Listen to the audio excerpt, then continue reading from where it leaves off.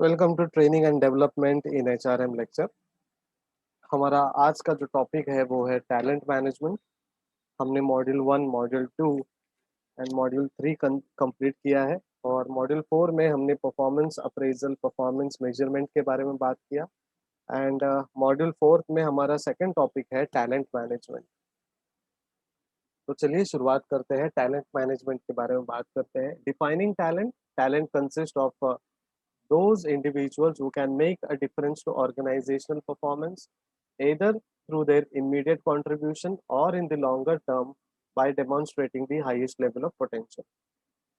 तो इंडिविजुअल का एक अलग ही परफॉर्मेंस होता है, ठीक है। It consist of individuals who can make difference. एक इंडिविजुअल जो डिफरेंस क्रिएट करते हैं, डिफरेंस बना सकते हैं, चाहे वो ऑर्गेनाइजेशनल परफॉर्मेंस हो या फिर उनके इमीडिएट कॉन्ट्रीब्यूशन हो लॉन्गर टर्म में हाईएस्ट लेवल ऑफ पोटेंशियल्स को डेमोन्स्ट्रेट कर सके,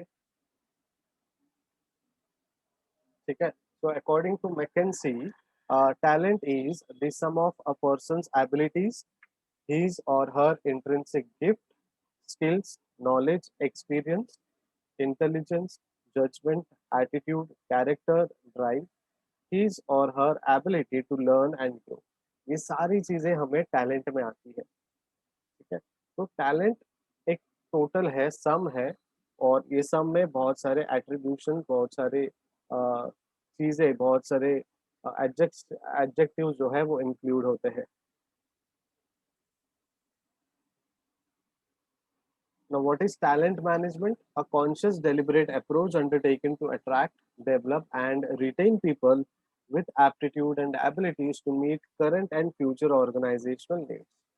तो एक डिलिबरेट अप्रोच है जहाँ पे हम लोगों को, अपने टैलेंट को अट्रैक्ट करते हैं, अपने टैलेंट को डेवलप करते हैं, लोगों को रिटेन करते हैं उनके एप्टीट्यूड एंड उनके एबिलिटीज से, जो current and future organisational needs को मैच करते हैं। अब टैलेंट को उन्होंने एक इक्वेशन में बनाया है। Talent is equal to competence plus commitment plus contribution. तो हमें, हमारे जब टैलेंट की बात आती है तो कॉम्पिटेंस होनी चाहिए, कमिटमेंट होना चाहिए, और हमारा एक कंट्रीब्यूशन है टुवर्ड्स आवर टैलेंट, वो कंट्रीब्यूशन हमें बरकरार रखना है। Contribution is nothing but developing your talent and providing and serving to the world. अब टैलेंट मैनेजमेंट का पर्पस क्या है? सिंपली एक बता दूं, टैलेंट मैनेजमेंट का पर्पस ये है कि जो टैलेंट है वो बहुत सारे लोगों तक पहुंचाया जाए, और अगर हमारे पास कोई टैलेंट है तो उस टैलेंट से हमारी सोर्स ऑफ अर्निंग हो, हमारा नाम हो, फेम। लेकिन जब एकेडमिक पॉइंट ऑफ व्यू से हम पढ़ते हैं तो पर्पस ऑफ टैलेंट होता है to compete effectively in a complex and dynamic environment to achieve sustainable growth, to develop lead।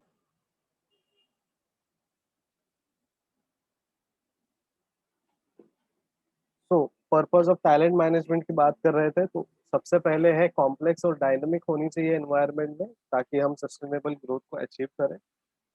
हमारे जो लीडर्स हैं, आने वाले कल के लीडर्स, उनको हमें डेवलप करें जो हमारे ऑर्गेनाइजेशन के अंदर है, ठीक है। एक किसी ऑर्गेनाइजेशन में कोई टैलेंट है जिनके पास सिंगिंग का एक बहुत ही अच्छा टैलेंट है, और ऑर्गेनाइजेशन का जब एनुअल डे होता है या फिर एनुअल मीटअप होता है, तभी वो अपने टैलेंट का इस्तेमाल करें, ठीक है। Then to maximise employ performance as a unique source of competitive advantage, to empower employees, ठीक है। तो मैक्सिमम हमारे एम्प्लॉय के परफॉर्मेंस को इस्तेमाल करना चाहिए, unique source of competitive advantage का इस्तेमाल हमें करना चाहिए, एम्पावर करना चाहिए एम्प्लॉयज को, कट डाउन करना है हाई टर्नओवर रेट्स को, रिड्यूस करना है cost of constantly hiring new people to train, ठीक है। जब आपके पास कोई टैलेंट है, टैलेंट का इस्तेमाल करने के बाद जब आप सस्टेन होते हो उस ऑर्गेनाइजेशन में, तो ऑर्गेनाइजेशन का भी टाइम और पैसा बच जाता है।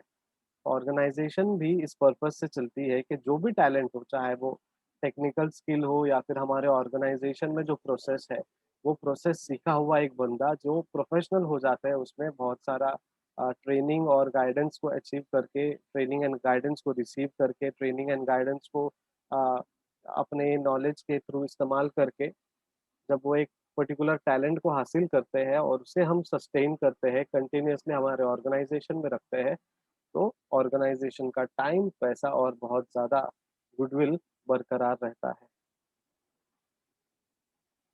बेनिफिट्स क्या है? टैलेंट मैनेजमेंट के right person in the right job. तो ऑर्गेनाइजेशन में जब आप बात करोगे, अगर एक पर्टिकुलर एक्स पर्सन है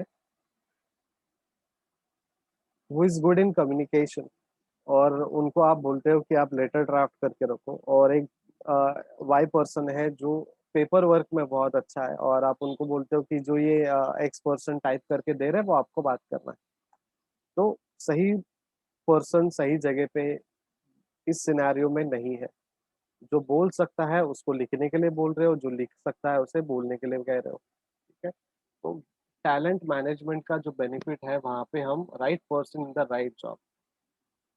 Though a proper ascertainment of people's skill and strength, people decision gain a strategic agenda, the skill or competency mapping allows you to take a stock of skill inventories laying with the organization. This is especially important both from the perspective of the organization as well as the employee, because the right person is deployed in the right position and employee productivity is increased.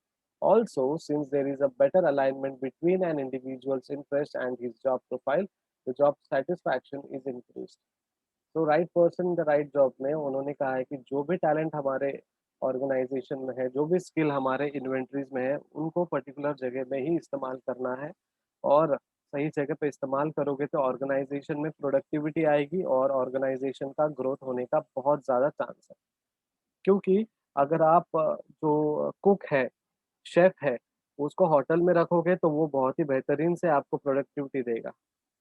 लेकिन किसी chef को आपने बोल दिया कि यहाँ पे computer में बैठ के काम करो, अ, आपके जो डिश है उसके बारे में आप लिखो, तो शायद ही वो लिखे या नहीं लिखे। ठीक है? तो हमें एक सही पर्सन को सही जगह पे रखना इज़ एन इम्पोर्टेंट थिंग, और उससे बेनिफिट ऑर्गेनाइजेशन को बहुत मिलता है। And then retaining the top talent, जो भी टॉप टैलेंट है उसे रिटेन करना हमें आना चाहिए। रिटेन करने का मतलब ये है कि वो हमारे ऑर्गेनाइजेशन को छोड़ के ना जाए, और छोड़ के नहीं जाएँगे, तो हमारे ऑर्गेनाइज़ेशन के लिए बहुत ही फ़ायदा होगा।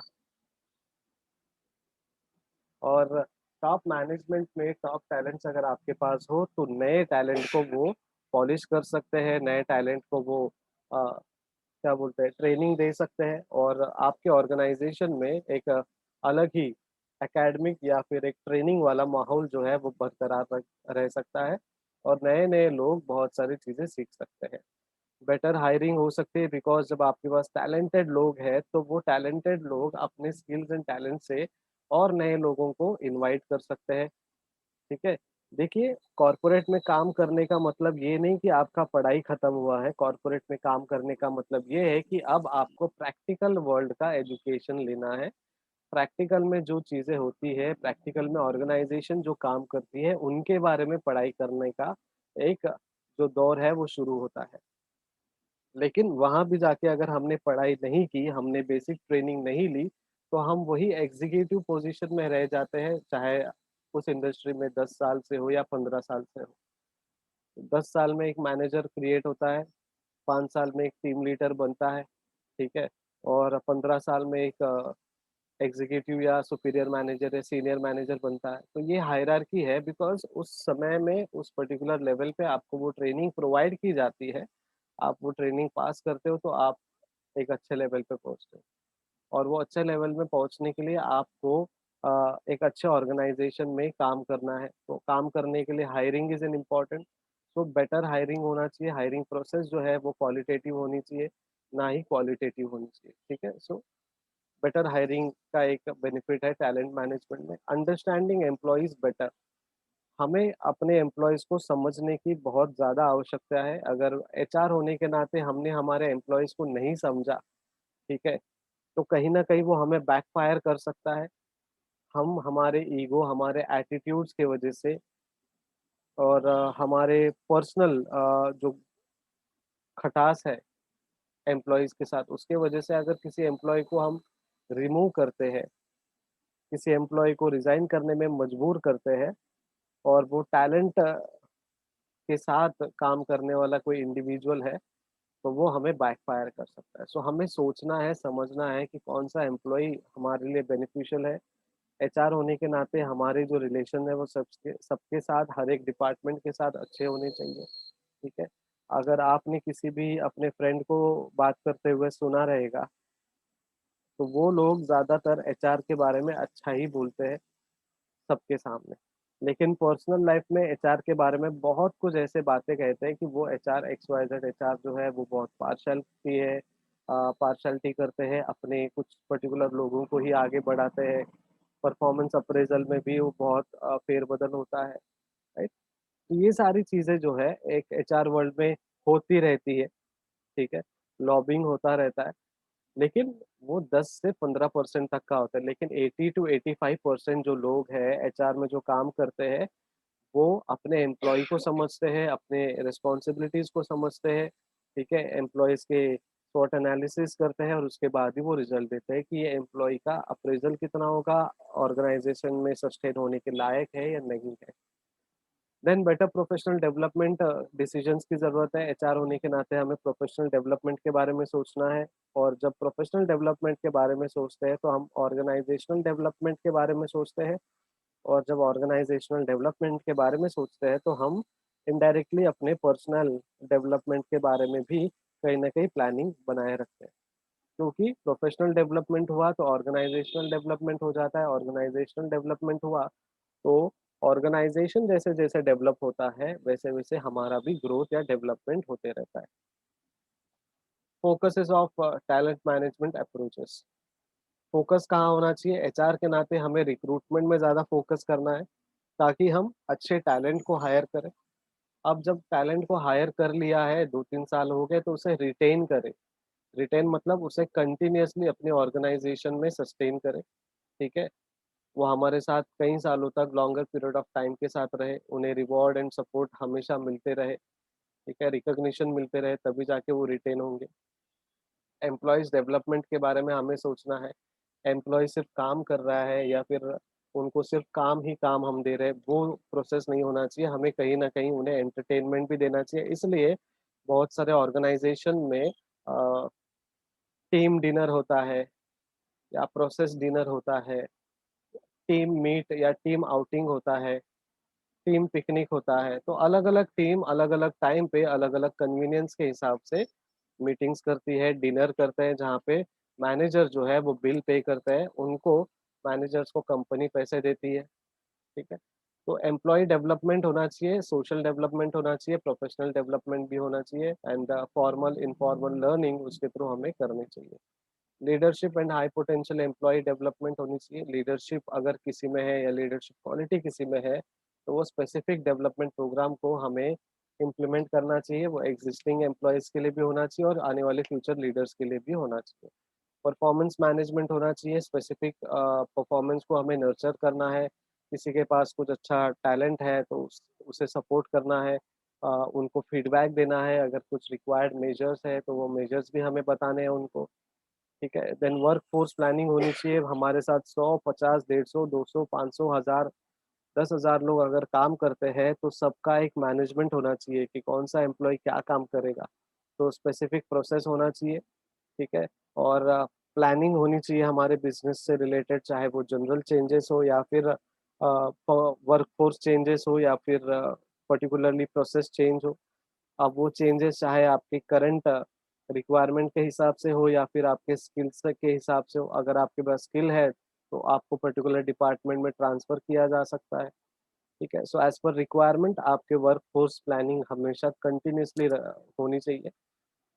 देन कल्चर एक बहुत बड़ा एस्पेक्ट है, तो डेवलपमेंट होनी चाहिए कल्चर का पॉजिटिव तरीके से, प्रोग्रेसिव होनी चाहिए हमारी कल्चर और हाई परफॉर्मेंस होता है जब कल्चरल डेवलपमेंट होता है तो।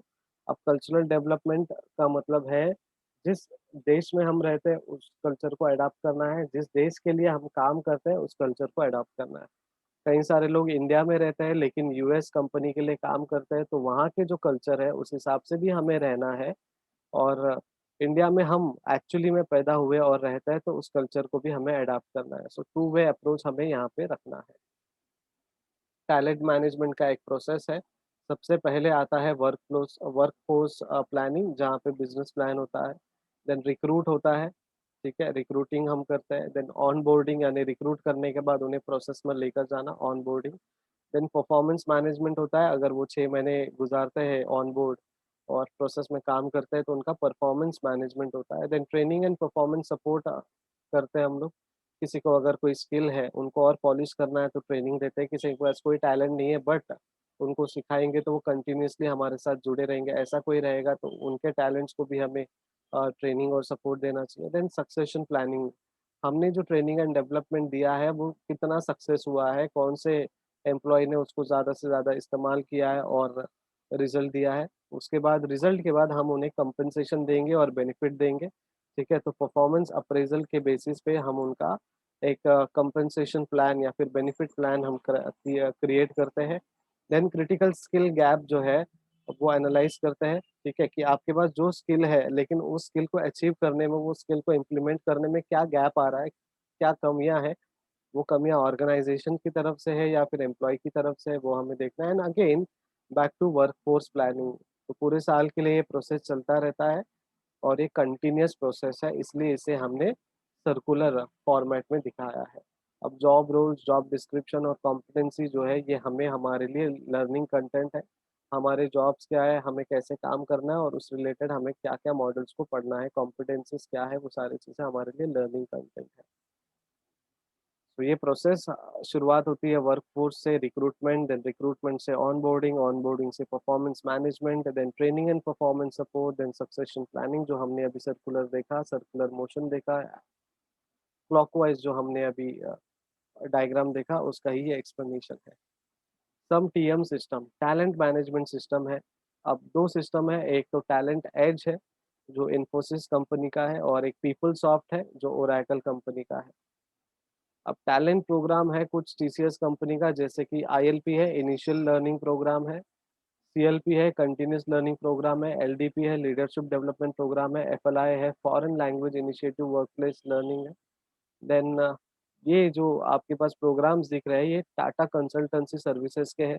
जब आप वो ऑर्गेनाइजेशन जॉइन करते हो तो आपको आईएलपी, सीएलपी, एलडीपी, एफएलआई, ये सारी चीज़ें आपको वहाँ पे प्रोवाइड की जाती है ना, आपको वो सारे ट्रेनिंग्स एंड डेवलपमेंट के किट, ओकेजन्स, इवेंट्स वो अटेंड करने पड़ते हैं। An organisation would follow it in 3 main step. अब ये जो प्रोग्राम्स है वो 3 मेन स्टेप में वो फॉलो करेंगे। एक तो finding the right talent, hiring that particular talent and making sure that the higher talent stays for a longer period of time. अगर आप टीसीएस के बारे में आपने सुना होगा तो बहुत सारे लोग कहते हैं कि टीसीएस में एक बार अगर आप जॉइन करते हो तो 10-15 साल आप आराम से गुज़ारते हो। अदरवाइज़ दूसरे कंपनी को देखोगे तो कोई 6 महीने में किसी और कंपनी में शिफ्ट हो जाता है, तो कोई 2-3 साल में शिफ्ट हो जाता है। अब टीसीएस के अपने अलग-अलग रीज़न्स हैं, क्यों लोग वहाँ ज़्यादा टाइम रहते हैं, वो इंटरनल उनके कुछ एस्पेक्ट्स हैं। अब finding the right talent is the main concern. तो कैंपस हायरिंग में हम सस्टेनिंग लीडरशिप पोजीशन देखते हैं कि कैंपस हायरिंग जब होता है या कैंपस रिक्रूटमेंट जो होता है, वहाँ पे हमें एक्चुअल टैलेंट मिलता है और वो कैंपस हायरिंग से हमें पता चलता है कि लीडरशिप पोजीशन कौन हासिल कर सकता है और सस्टेन कर सकता है। 94.1% day 1 slot in campuses across India, number of institutions accredited 433। तो ये एक स्टैटिस्टिकल इन्फॉर्मेशन है आपके लिए। अब हमें रिटेन के बारे में जब बात करते हैं तो रिटेन क्या करना है? एक तो परफॉर्मेंस ड्रिवन कल्चर रखना है रिटेनिंग के लिए। जब आप एचआर के तौर पे काम करते हो और आप बोलते हो कि हमें अपने एम्प्लॉइज़ को रिटेन करना है, तो रिटेन करने के 3 प्रोसेस है, 3 एस्पेक्ट्स हैं जिनके वजह से हमारे एम्प्लॉयी रिटेन होंगे। तो पहले तो रिकॉग्नाइज़ करना है उनके हाई परफॉर्मेंस को और हाई पोटेंशियल एम्प्लॉइज़ को हमें अवार्ड्स एंड रिकॉग्निशन देना है। एम्प्लॉइज़ को मिलकर उनको कुछ चैलेंजिंग रोल्स देने हैं, ठीक है? So meet employee aspiration, employee के जो एस्पिरेशंस है, गोल्स है पर्सनली, सोशली, ऑर्गनाइज़ेशनली, उनको हमें एक चैलेंजिंग रोल देना है समझ के। एम्पावर करना है हमारे ऑर्गनाइज़ेशन यूनिट्स को, ताकि जितना ज़्यादा चैलेंजिंग वर्क आप अपने एम्प्लॉइज़ को दोगे, उतना ही ज़्यादा वो इन्वॉल्व होंगे अपने वर्कफ़ोर्स में। एलिमेंट्स है कुछ इफेक्टिव टैलेंट मैनेजमेंट के, recruiting candidates who are talented and competent to support the organisation goals, active dialogue between managers and employees to determine which employee desires to grow, which are happy to be at their current levels and which are at risk leaving, and their reasons. An employee development plan that recognizes the new talent and competencies that are needed for each employee's internal career path to be able to prepare to progress in the organization. A measurement system that will allow the organizations to track progress and identify high potential employees in each talent pool when the need for employee movement arises. तो हमें right candidate को employ करना है, appoint करना है। Dialogue continuously होने चाहिए manager और एम्प्लॉय के बीच में, ताकि पता चले कि कहाँ पे कमियां हैं, कौन से टैलेंट को कैसे हमें तराशना है। और कोई ऑर्गेनाइजेशन छोड़ के जाना चाहता है या जा रहा है तो उसके रीजंस क्या है। एम्प्लॉय डेवलपमेंट प्लान हमें करना है, एंड उनके जो मेजरमेंट्स है वो मेजरमेंट सिस्टम हमें डेवलप करना है, ताकि पता चले कि ऑर्गेनाइजेशन का जो ट्रैक है, ऑर्गेनाइजेशन का जो प्रोग्रेस है, वो किस तरीके से आगे बढ़ रहा है। Recent trends in talent management, एक है टैलेंट वॉर, दूसरा technology, then increase in employer of choice initiative promoting talent internally and population. तो ये रिसेंट ट्रेंड्स हमारे टैलेंट मैनेजमेंट में चल रहे हैं। तो टैलेंट वॉर की जब बात करते हैं तो finding and retaining the best talent is the most difficult aspect of HR management. HR survey consultancies are on one in their view that organizations globally are facing a dearth of talented employees, and it's often more difficult to retain them. Further research has also shown that there is a clear link between talent issues and overall productivity. Technology and talent management. Technology is increasing, getting introduced into people development. Online employee portals have become commonplace in organizations to offer easy access to employees to various benefits and schemes. In addition, employees can also manage their careers through these portals, and it also help organizations under their employees better. तो talent war होता है HR के लिए एक तरीके का ये war है, और उन वॉर में से हमें एक अच्छा टैलेंट ढूंढ के निकालना है और वो रिटेन करना है। ठीक है। जब हम इंडियन आइडल या फिर डांस इंडिया डांस जैसे शोज देखते हैं तो सेम तरीके के टैलेंट है सभी में, लेकिन उनमें से भी बेस्ट जो है वो पूरा इंडिया वोट करके, उनके जो जजेस है वो वोट करते हैं, उनमें से अच्छा एक टैलेंट जो है वो हम ढूंढते हैं और उसको विनर बनाते हैं। तो वो एक टैलेंट वॉर है। वैसे ही ऑर्गेनाइजेशंस भी होता है। ऑर्गेनाइजेशन में सेम तरीके के टैलेंट वाले बहुत सारे लोग हैं, उनमें से बेस्ट ऑफ द बेस्ट हमें सेलेक्ट करना है। ठीक है। और उनको और ज़्यादा प्लेटफ़ॉर्म पहुँचाना है, ज़्यादा हमें अपॉर्च्युनिटीज़ देने हैं, ठीक है? और उनके टैलेंट को परफ़ॉर्म करने के लिए जो इश्यूज़ आ रहे हैं, वो इश्यूज़ को रिज़ॉल्व करना है, ओवरऑल प्रोडक्टिविटी हमें पहुँचाना है। टेक्नोलॉजी और टैलेंट मैनेजमेंट का एक गठबंधन होना चाहिए, जहाँ पे टेक्नोलॉजी जो है वो इंट्रोड्यूस हमें करना चाहिए, ताकि टेक्नोलॉजी के थ्रू हमारे जो पीपल है, हमारे जो लोग हैं, उनका डेवलपमेंट होगा, ठीक है? ऑनलाइन पोर्टल्स के वजह से या फिर ऑनलाइन पोर्टल्स के थ्रू हम हमारा एक कॉमन प्लेस बना सकते हैं ऑर्गेनाइजेशन में, ताकि ईज़ी एक्सेस हो, एम्प्लॉइज़ को अलग-अलग बेनिफिट्स उनको मिले, अलग-अलग स्कीम्स के बारे में उनको पता चले। एडिशनल एम्प्लॉइज़ को अलग-अलग प्रोसेस में हमें इन्वॉल्व करना है, ठीक है? और ऑर्गेनाइजेशन को समझना है कि हमारे जो एम्प्लॉइज़ हैं, उनको कितना बेटर सर्विस हम दे सकें, और क्या-क्या प्लेटफ़ॉर्म्स हम उनको अवेलेबल कर सकते हैं टेक्नोलॉजी के थ्रू, वो हमें प्रोवाइड करना है। Talent management to risk HR. Talent management जो होता है वो एचआर को भी रिस्क करता है। So HR has been compelled to focus on qualitative aspects equally and even more than quantitative aspects like the head count. Though through talent management, more effort is now being laid on designing and maintaining employee scorecards and employee survey for ensuring that talent is nurtured and grown perpetually. तो HR के लिए भी एक बहुत ज़्यादा risk बना हुआ है, और टैलेंट मैनेजमेंट की वजह से एचआर्स कंटिन्यूअसली इस जॉब प्रोफाइल में मेंटेन रहते हैं। अगर आपने किसी कंपनी के लिए अच्छे टैलेंट्स को ढूंढ के निकाले, ठीक है, तो आपका जॉब जो है, आपकी जो नौकरी है वो बरकरार रहती है। तो हेड काउंट नहीं चाहिए आजकल ऑर्गेनाइजेशन में, उनको क्वालिटेटिव लोग चाहिए, क्वांटिटेटिव नहीं चाहिए। Increase in employer of choice incentives, हमारे अपने एम्प्लॉयर के चॉइस को जो चॉइस है इनिशिएटिव्स के, वो देखना है। So an organisation pursued values as an employer as helps improve its brand value in the eye of its consumer. Most importantly, it helps to attract the right talent. तो organisation ने जो employer के point of view से जो values perceive किए हैं, वो हमारे ब्रांड वैल्यू को इम्प्रूव करना चाहता है और ब्रांड वैल्यू को इम्प्रूव करता है, ठीक है। और हमारे कंज्यूमर्स के पॉइंट ऑफ व्यू से एक वैल्यू बढ़ाना या फिर ब्रांड वैल्यू ग्रो करना बहुत ही इंपॉर्टेंट है। Most importantly it helps, it attracts the right talent. तो जब हमारे एम्प्लॉयर हमारे चॉइस ऑफ इनिशिएटिव्स को या फिर ब्रांड वैल्यू को बढ़ा के रखते हैं, तो जो राइट टैलेंट है वो भी अट्रैक्ट होता है और वो हमारे ऑर्गेनाइजेशन को ज्वाइन करने के लिए भाग-दौड़ करता है। Promoting talent internally and population varies globally. Talent जो है हमें इंटरनली प्रमोट करना है क्योंकि रिटेनिंग करना है, रिटेन के साथ-साथ हमारे टैलेंट को ग्रो करना है। टैलेंट ग्रो होगा तो टैलेंट जिसके पास है उसके पोज़ीशंस चेंज होंगे और पोज़ीशंस जब चेंज होंगे from executive to uh, team leader to manager, manager to senior manager, तो कहीं न कहीं ऑर्गेनाइज़ेशनल के जो ऑब्जेक्टिव्स और गोल्स हैं वो भी हम आगे बढ़ाते जाएँगे and then population varies globally. अब जब एम्प्लॉयी रिटेन होता है तो जॉब अपॉर्च्युनिटीज़ बहुत कम मिलती है बिकॉज़ वो एम्प्लॉयी हमारे ऑर्गेनाइज़ेशन में 10-15 साल तक रहता है। तो मेबी 1 आध 2-3 लोग छोड़कर जाते हैं तो 1 आध 2-3 लोगों के काम जो है हम ऑर्गेनाइज़ कर सकते हैं हमारे ऑर्गेनाइज़ेशन में।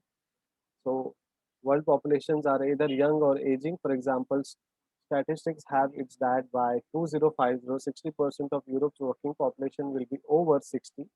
On the other hand, a country like India can boast of a young population in the coming and present time. Population demographics are the disturbing factors of people managers. Still, more research have predicted that demographic change in United States will lead to shortage of 10 million workers in the near future.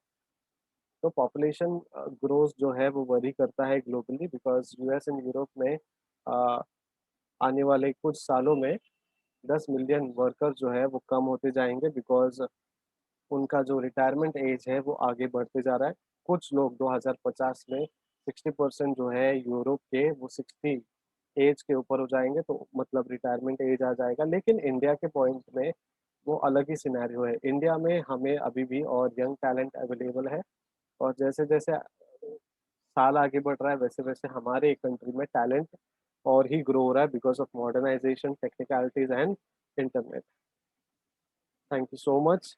आपको अगर कोई भी doubt हो तो आप पूछ सकते हो टैलेंट मैनेजमेंट से रिलेटेड। तो हमने इंट्रोडक्शन कवर किया, मेजर्स कवर कवर किए हमने, टैलेंट मैनेजमेंट के ऑब्जेक्टिव्स देखे और ग्लोबली हमें क्या-क्या चीज़ें लगते हैं वो सारी चीज़ें हमने बात की। तो कोई भी डाउट है आपको तो आप पूछ